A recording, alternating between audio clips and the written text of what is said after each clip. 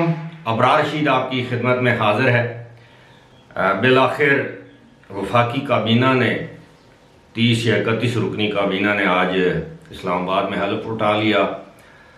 आपने थंबनेल पर देखा होगा कि बड़े ओहदों पर इंतहाई छोटे बल्कि बोने पिग्मीज बैठे हुए हैं। ये हमारे मुल्क की बदकिस्मती है। साथ ही साथ मुल्क की मईशत की जो हालत है उस हवाले से पाकिस्तान की बिजनेस कम्युनिटी ने शदीद तहफ़्फ़ुज़ात और ख़दशात का इजहार किया। यहाँ तक कि अब जो पेट्रोल है उसकी राशनिंग की बात की जा रही है कि एक गाड़ी वाले को हफ्ते में या महीने का एक मखसूस अलाउंस दिया जाए, उस अलाउंस के तहत उसको पेट्रोल दिया जाए। और अल्लाह ना करे कि पेट्रोल के बाद राशन की भी यही सूरत हाल हो जाए जिस तरह के माशी हालात गुज़श्ता हुक्मरान छोड़ कर गए हैं। ये भी बताया जा रहा है कि सरकारी ख़जाने में जो पैसे हैं वो 1.5 महीने की पेट्रोलियम प्रोडक्ट्स जो हैं वो इंपोर्ट करने के लिए काफ़ी हैं। यानी तकरीबन $10.5 अरब इस वक्त सरकारी ख़जाने में बाकी हैं। बहरहाल अल्लाह रहम करेगा। लेकिन इस वक्त एक इंतहाई अफसोसनाक ख़बर के साथ अपनी गुफ्तगू का आगाज़ करूँगा और वो अफसोसनाक ख़बर ये है कि गुज़श्ता रोज़ स्वीडन में कुरान पाक को जलाने की इंतहाई गुस्ताखाना मकरूह बात कह लें, मकरूह फेल कह लें, यानी कुरान पाक के नुस्खों को जलाया गया। अब मुमकिन है ये ख़बर आपकी नज़र से गुजरी हो या ना गुजरी हो। हम बहुत कम ममालिक ऐसे हैं जिन्होंने इस वाक़े की खुलकर मज़म्मत की हो और मुत्तहिदा अरब अमारात की वज़ारत ख़ारजा ने इस वाक़े की मज़म्मत की है। और ये कुरान पाक को जलाने का ये पहला वाक़या नहीं है। और अगर मुसलमान ममालिक ने इत्तेहाद का मुज़ाहिरा ना किया, ऐसे ममालिक का समाजी या इक़्तिसादी या तजारती बायकाट ना किया, तो इस तरह के वाक़यात दीगर ममालिक में भी होते रहेंगे। अब ये स्कैंडिनेवियन कंट्रीज़ जो हैं जिनमें स्वीडन भी शामिल है, वो ये कहते हैं जी कि वहाँ पर आज़ादी इजहार की इजाज़त है, यानी लोगों को इजहार की इजाज़त है, आज़ादी है और फ्रीडम ऑफ स्पीच है।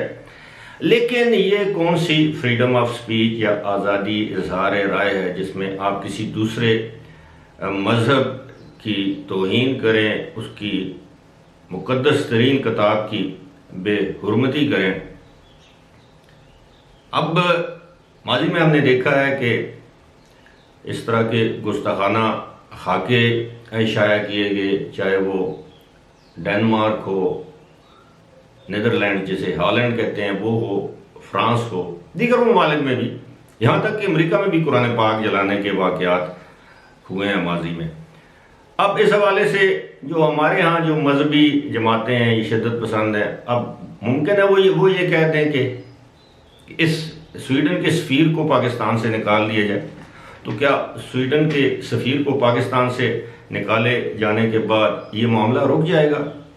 अब इस मामले पर मेरा ख्याल है तमाम इस्लामी ममालिक, ख़ास तौर पर जो OIC के जो रुकन ममालिक हैं उनको बैठ कर सोचना चाहिए। अब जो मैंने अपनी वीडियो के आगाज़ में जिस तरह मैंने बताया था कि पाकिस्तान की माशी सूरत हाल, तो यकीन कीजिए कि वो बहुत ही संगीन है। श्रीलंका का आपने सुना होगा कि श्रीलंका एक लिहाज से दिवालिया हो चुका है। वहाँ की स्टॉक एक्सचेंज को बंद कर दिया गया है। वहाँ की जो करेंसी है श्रीलंका की वो इंतहाई नीचे गिर चुकी है। और वही कि श्रीलंका के ऊपर कर्ज़ों का इतना ज़्यादा बोझ है, कर्ज़ों की अदायगी नहीं कर सकता, यानी वहाँ की मईशत आप ये समझ लीजिए कि डूब चुकी है, बैंकरप्ट या दिवालिया हो चुकी है। और बहुत से मुआशी माहिरीन का ये कहना है कि अगर हालात को संभाला ना दिया गया, कुछ दोस्त ममालिक हमारी मदद को ना आए, तो खुदा न खास्ता पाकिस्तान भी 1 महीने में दिवालिया हो सकता है। अल्लाह करे ऐसा ना हो, और मेरा ख्याल है ना ही ऐसा होगा। उसकी वजह यह है कि दुनिया के बहुत से ममालिक जो हैं वो पाकिस्तान को अनस्टेबल होता नहीं देखेंगे। उसकी वजह यह है कि पाकिस्तान एक न्यूक्लियर ताकत है। अलबत्ता उनकी ये कोशिश और ख्वाहिश रही है और रहेगी कि वो हमें ऑक्सीजन पर बरकरार रखें, उतनी ऑक्सीजन दें जो हमारे ज़िंदा रहने के लिए काफ़ी है। ऑक्सीजन का मास्क ना उतारें कि पाकिस्तान की मईशत दम ना तोड़ दे। लेकिन बदकिस्मती हमारी ये है कि जो गुज़श्ता 3.5 साल में इस मुल्क की मईशत के साथ जो खिलवाड़ किया गया, जिस तरह तबाही की गई है और मिसमैनेजमेंट, जैसे आपके वक्त पर तेल दरामद नहीं किया गया, वक्त पर गैस दरामद नहीं की गई, जिसकी वजह से आज मुल्क में बिजली का बहरान है, तवानाई का बहरान है। वक्त पर जब वक्त था तो चीनी को बरामद कर दिया गया, फिर दरामद किया गया, गंदम को बरामद कर दिया गया, फिर दरामद किया गया, और इसमें लोगों ने अरबों खरबों कमीशन कमाया। आपके इल्म में है ये तमाम स्कैंडल सामने आ चुके हैं। जब पाकिस्तान में पेट्रोल की कीमतें नीचे गिरी तो पेट्रोल पंप बंद हो गए, पेट्रोल शार्ट कर दिया गया। जब पेट्रोल की कीमतें बढ़ी तो पंप भी खुल गए। और इसमें कौन लोग थे? हुकूमती शख्सियात थी जिनका ताल्लुक गुज़श्ता हुकूमत के साथ था। मैं किसी पर इल्ज़ाम नहीं कर रहा, लेकिन ये चीज़ें आहिस्ता आहिस्ता सामने आएंगी।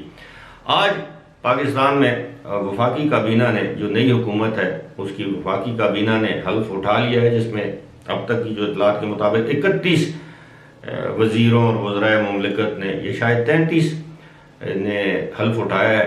और उसमें ख़ास बात यह है कि पाकिस्तान पीपल्स पार्टी के चेयरमैन बिलावल भुट्टो जरदारी ने हल्फ नहीं उठाया। मेरे इल्म में नहीं है कि उसकी वजह क्या है।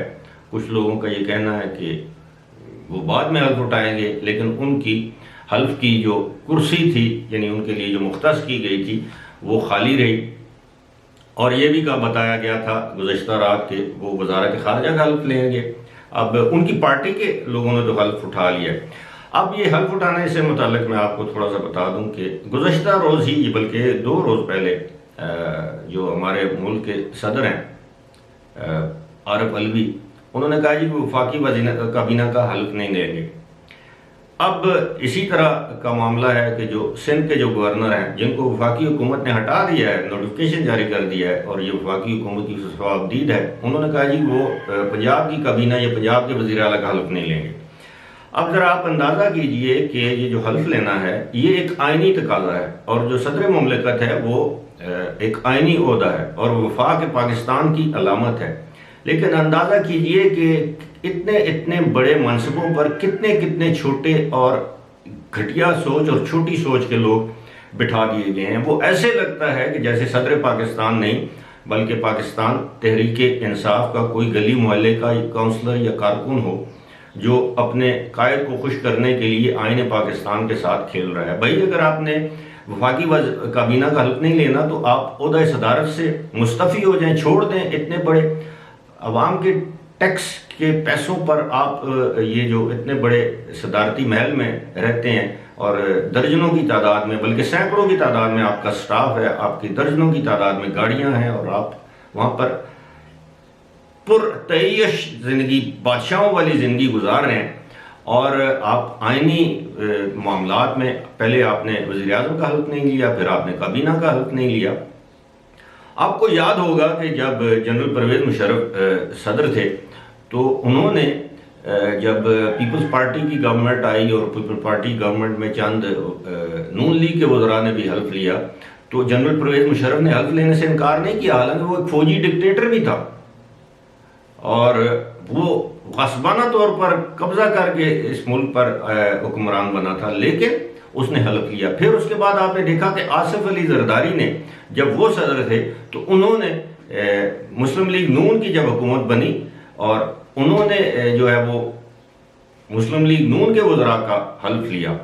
हालांकि मुस्लिम लीग नून जब पीपल्स पार्टी हुकूमत में थी तो मुस्लिम लीग नून के जो कायद मियां नवाज शरीफ, वो आसिफ अली जरदारी उनकी हुकूमत के खिलाफ अदालतों में गए थे, ख्वाजा आसिफ अदालतों में गए थे, लेकिन उसके बावजूद उन्होंने हल्फ लिया। ये एक आईनी बात है। इसी तरह आप देखें कि पंजाब में जो गवर्नर है वो 14-15 दिन हुए उसकी तैनाती। अब तो लोग कह रहे हैं कि अब उसकी तैनाती भी गैर कानूनी। आप यकीन कीजिए कि ये लोग जो हैं वो आइन को एक, जैसे कहते हैं ना, जो अखबार जो किसी काम का न रहे, जिसमें लोग अपने पकोड़े समोसे रखिब है। ये आइन की किताब को उससे भी बदतर समझते हैं, हालांकि इन्होंने आइन की पासदारी का हल्फ उठाया हुआ है। लेकिन वही बात कि बड़े बड़े ओहदों पर इंतहाई छोटे छोटे, छोटी जहन, छोटी सोच के लोग बिठा दिए गए हैं, लेकिन तारीख इन्हें कभी माफ नहीं करेगी। फिलहाल इसी के साथ मुझे दीजिए इजाजत। खुदा हाफिज।